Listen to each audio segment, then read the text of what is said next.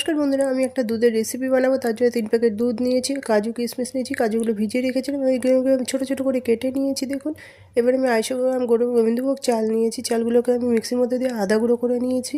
এবার দুধটাকে আমি জাল দিয়ে 1.5 কিলো দুধকে আমি 1 কিলো করে নিয়েছি। এবার আমি চালের গুঁড়োটার মধ্যে দিয়ে নাড়িয়ে নিলাম। দেখুন কতটা শুকনো শুকনো হয়ে গেছে। এবং কেটে রাখা কাজু কিশমিশ দিয়ে ভালো করে নাড়িয়ে নিলাম। আবার কিছু সময় জাল দেবো।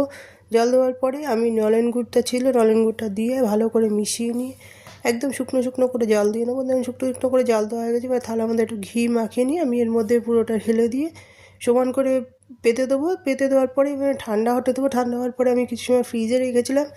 তো সারা রাত ফ্রিজে ছিল। সকালবেলা উঠে এটাকে পিস পিস করে কেটে দিলাম। দেখুন কত সুন্দর হয়েছে, কত শক্ত হয়েছে।